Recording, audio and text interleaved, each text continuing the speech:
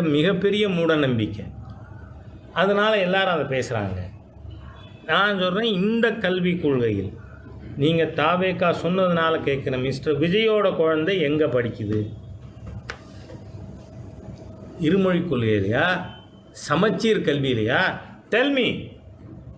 இந்த மந்திரிகள், corporation, ward councillor யாராவது தன் குழந்தைய சமச்சீர் கல்வியில் சேர்த்துருக்காங்களா?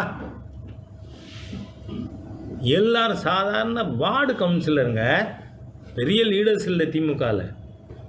அவங்க எல்லாரும் இந்த மும்மொழி கொள்கை பள்ளிக்கூடம் வச்சு பணத்தில் புரண்டுகிட்டு இருக்காங்க.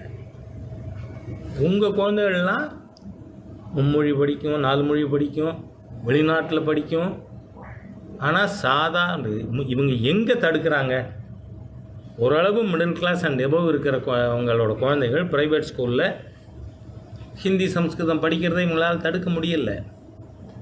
ஆனால் கார்ப்பரேஷன் பள்ளிக்கூடத்தில் படிக்கிற என் ஏழை தொழிலாளி விவசாயியின் குழந்தைகளை நீங்கள் குறவளைய நெருப்பீங்க. படிக்காதே. என்ன புத்திசாலித்தனம் இது? யாராக இருக்கட்டும், அது it's not for mister Vijay. இந்த இருக்கின்ற இருமொழி கொள்கை நாங்கள் தொடருவோங்கிறவங்க எல்லாரும் நாளை காலை உங்கள் குழந்தைய அந்த ஸ்கூல்லேருந்து விட்ரா பண்ணி முனிசிபல் ஸ்கூலில் சேருங்க. என் பேரம்பேட்டி கூட சென்ட்ரல் ஸ்கூலில் படிக்கிறது கவர்மெண்ட் பள்ளிக்கூடம் தான். ஆனால் உங்கள்